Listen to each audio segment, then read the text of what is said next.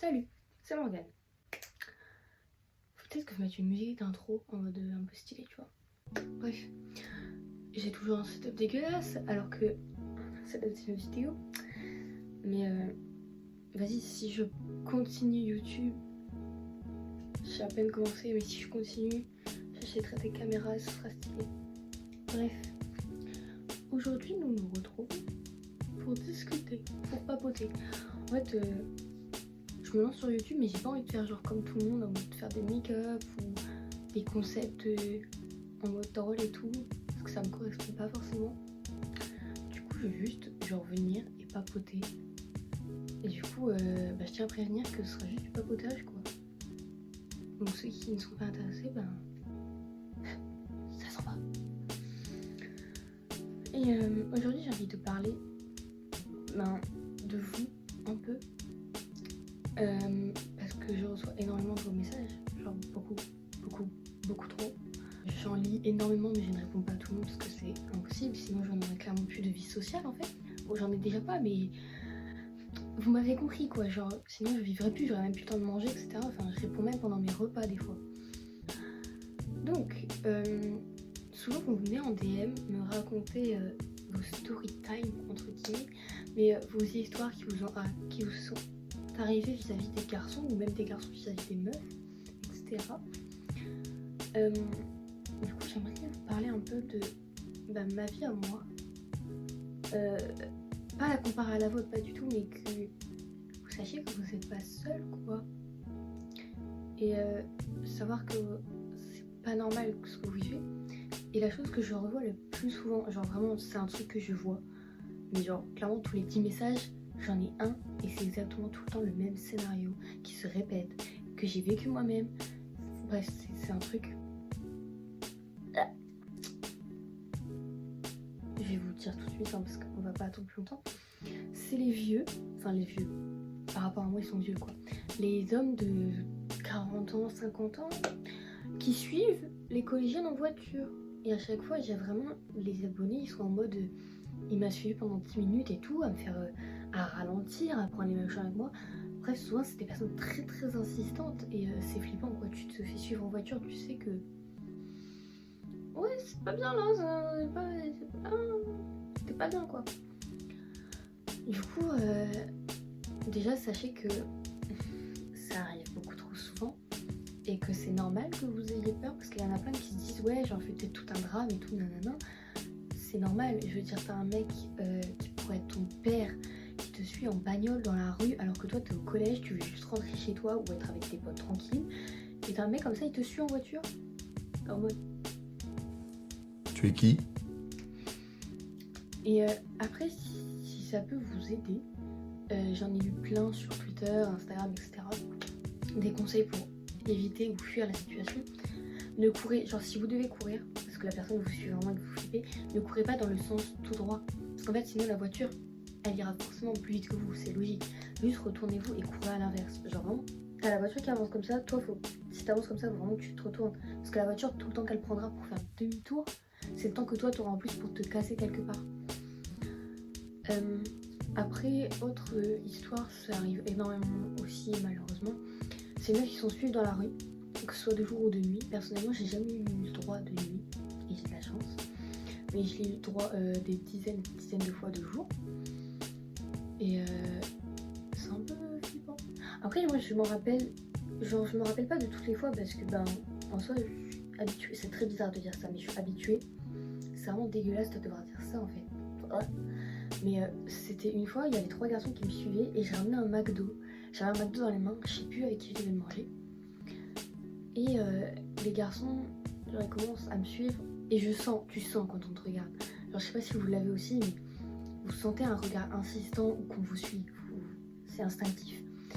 Et t'as un des mecs qui sort la phrase et vraiment c'était tellement beauf et tellement dit en mode frère, je suis pas inconsciente. Il est sorti. Je sais pas si je préférais manger le McDo ou elle. Alors peut-être je me suis dit, t'accélères, tu fermes ta gueule, tu dis rien. Ils sont 3, tu es une petite fille d'1m60, tu n'arriveras à rien. Donc j'ai juste continué mon chemin et vraiment ça m'a perturbée. Elle me dit mais comment tu peux oser dire ça? Je veux dire, Et tu penses faut pas que je change de téléphone quoi parce que j'ai plus de place. Donc je disais, donc 3 mecs, il y en a pas un sur les 3 qui était capable de se dire peut-être c'est pas bien qu'on se fait, peut-être qu'on est con de faire ça. Non, continuez. Après, ce que j'ai vu d'un peu moins commun, et encore heureux, mais malheureusement c'est pas normal que ça arrive non plus, c'est dans le bus, les meufs qui se font tripoter, qu'on leur touche les fesses, la poitrine, etc.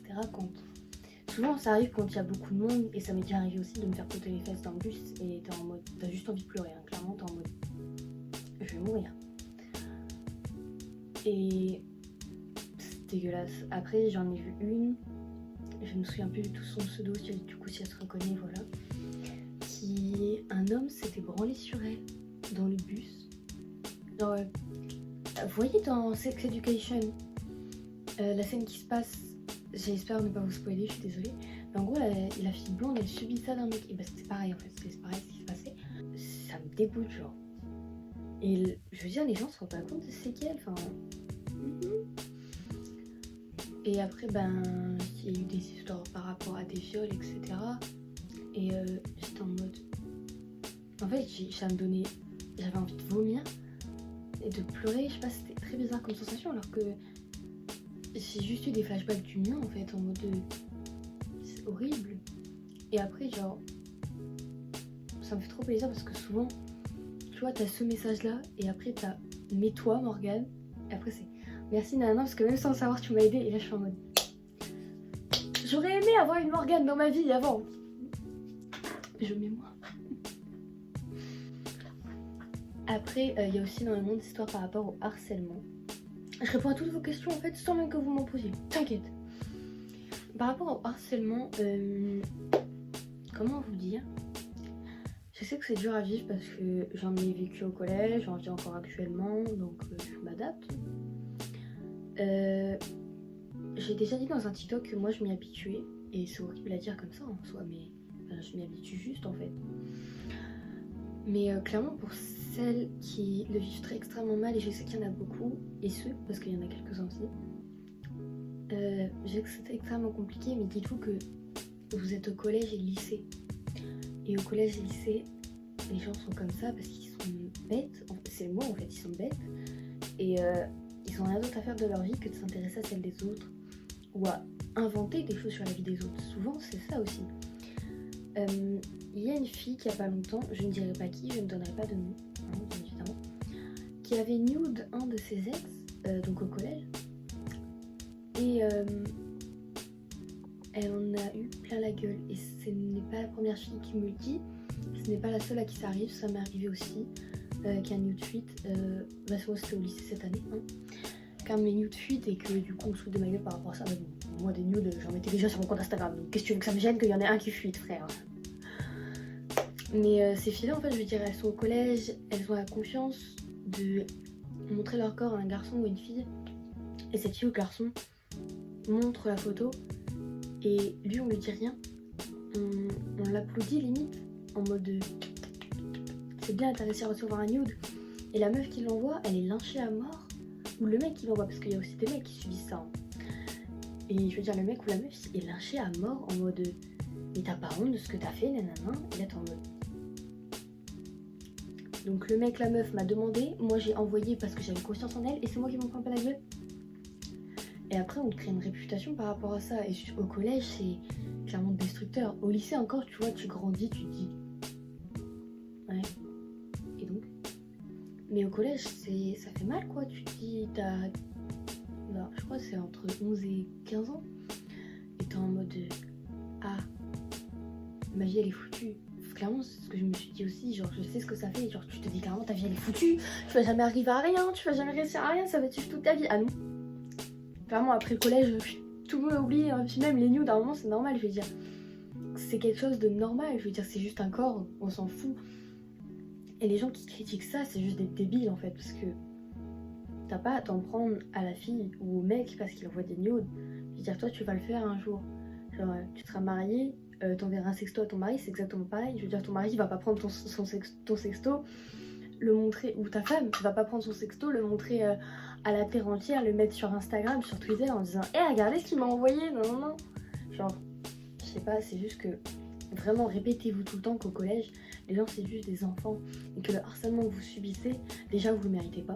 Quelle que soit la raison, vous ne méritez pas de vous faire harceler. Même si vous êtes en tort, genre vous avez le droit d'avoir votre vie, de faire vos choix, d'avoir votre façon de penser, d'être libre de dire ce que vous voulez dans le respect des choses et des autres. Donc les gens n'ont pas à juger ça et les gens ne comprennent pas ce fait qu'ils n'ont pas le droit de juger quelqu'un. Sauf que, je le répète, au collège, ils ont besoin de ça. Genre les gens ont tellement peu confiance en eux qu'ils ont besoin de ça pour essayer d'avoir confiance en eux, mais ils se rendent pas compte que ça leur aide pas en fait. C'est juste, ils rabaissent les autres pour eux se sentir supérieurs, mais ça sert à rien, c'est débile.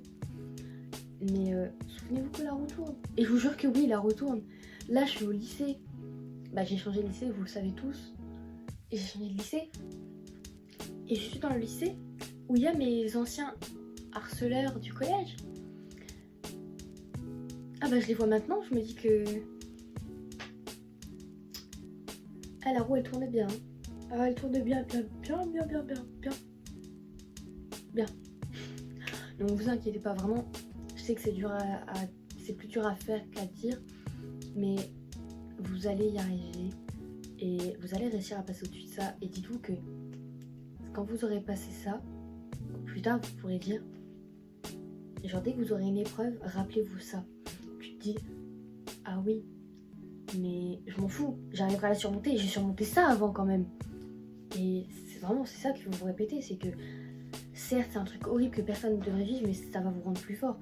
Bon, moi maintenant en fait mon harcèlement, je m'en bats totalement les couilles. Vraiment c'est très bizarre à dire parce que quand même je me prends des menaces de mort quoi. Mais je m'en bats clairement les couilles. Parce que j'ai vécu 1000 fois pire que ça. Et je me dis mais Morgane, t'as réussi à survivre à ça. Genre un truc qui détruit ton âme, qui t'a détruit entièrement, où tu t'es fait interner.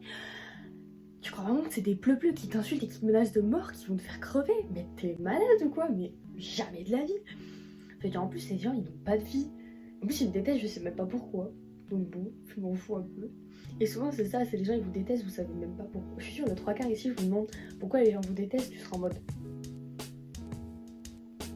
Ah oui, donc... Oui. Donc vraiment, je sais que c'est compliqué. Je sais que c'est... Là, actuellement, il y en a beaucoup qui ne croient absolument pas à ce que je dis. Mais vous verrez plus tard que... vous sortirez plus fort de cette épreuve en fait. C'est une épreuve que personne ne doit vivre, mais qui vous rendra beaucoup plus fort et beaucoup plus mature en fait. Ça va vous faire prendre énormément de maturité. Et même actuellement, je pense que vous êtes en train de prendre de la maturité en vous disant ah oui, donc ils sont bêtes quoi en fait. Genre moi j'ai juste fait ça et eux ils me créent tout ça juste pour ça. Et le pire de le harcèlement, c'est que souvent le collège et le lycée ils ne font rien. Je suis désolée, mais moi j'ai été dans un lycée où j'ai vécu un truc horrible, ils n'ont absolument rien fait, ils ne font toujours rien, l'élève est toujours là-bas. Mon lycée actuel où je me fais harceler, ils m'ont très bien fait comprendre, ils m'ont très fortement sous-entendu qu'ils voulaient que je dégage du lycée pour que je me fasse plus harceler. Et au collège, moi clairement, la CPE, elles sont battées la race, hein. Elles s'en battaient les couilles, mais tellement total. Elle m'avait demandé de changer de comportement. À moi. Oui. Et souvent, c'est ce qu'on me dit. On me dit tout le temps, ouais, les surveillants, j'ai fait ça. Bah, pour l'histoire de nude, par exemple. Les surveillants viennent voir l'élève et disent, ouais, après ce qui s'est passé, tu devrais pas mettre de jupe. Quoi? C'est pas elle. Et en fait, c'est ça qui... C'était l'impression que t'as du soutien de personne, même des adultes. Je veux dire, à un moment, le niveau scolaire, enfin, l'enseignement, le niveau d'enseignement, l'établissement, bref, et ben, ils ne font rien. Et t'as l'impression de ne pas être soutenu nulle part. Et t'as peur d'en parler à tes parents, parce que t'as peur que tes parents ne te comprennent pas, ou que tes parents ne t'écoutent pas. Ou alors, il y en a qui ils ont pas du tout en bon terme avec leurs parents. Je veux dire, t'as l'impression d'avoir aucun soutien et d'être putain de seul au monde. Même si t'as des potes, tu vois, tu te sens seul. T'as l'impression que personne ne peut comprendre ce que tu vis. Mais c'est vraiment, sachez que vous n'êtes jamais seul. Et qu'il y aura toujours quelqu'un qui arrivera à comprendre ce que vous avez vécu, qui vivra peut-être en même temps que vous ce que vous vivez et qui vous comprendra. Il faut juste trouver cette personne. Je veux dire, moi par exemple, je suis énormément, vous savez que je suis à l'écoute de vous. Je ne peux pas répondre à tout le monde, mais je lis tout le monde. J'essaye au maximum. Et moi, je suis là, même si c'est derrière un putain d'écran, je suis là et je sais ce que ça fait et je vous comprends totalement. Enfin, je te comprends, je sais pas. Mais voilà, faut vraiment vous dire que vous en sortirez. Peu importe l'épreuve, vous en sortirez. Vous devez vous en sortir, vous n'avez pas le choix en fait. Parce que vous pouvez pas gâcher votre vie maintenant alors que vous êtes encore si jeune. Je veux dire, t'as tellement de choses à vivre. Genre, ma communauté, elle est entre 12 et 25 ans. Je veux dire, entre 12 et 25 ans. Mais ta vie, elle vient seulement de commencer. Hein. Mais vie en fait. Genre, c'est pas des putains de gamins de merde. Ou alors tes études. Parce que pour les 25 ans, j'imagine que là, le harcèlement, rien à foutre. Mais vraiment, il faut réussir à se relever de ces épreuves, peu importe qu'elles soient faciles, que ce soit un harcèlement minime, entre guillemets, ou un harcèlement où tu te fais tabasser la gueule tous les matins. Relève-toi, putain, mais relève-toi et fais quelque chose. Faut pas que tu te laisses abattre par ça. Genre, soyez plus fort et plus intelligent. J'ai beaucoup trop parlé. Mais vraiment, je m'en fous si tous les soirs, faut que vous réécoutiez cette vidéo pour prendre du courage, mais réécoutez-la, vous la mettez en favori, je m'en fous, vous la mettez en signé, je sais pas comment ça s'appelle, mais voilà. Bref, moi je vais vous laisser sur ça. Donc je vous ai dit c'était du papotage, clairement. Et il y aura pas beaucoup de montage parce que je suis nulle en montage quoi, et que j'ai pas envie, parce que pour moi ça détruit un peu la parole. Et du coup voilà, je vous fais plein de gros bisous. Et je vous envoie plein d'amour.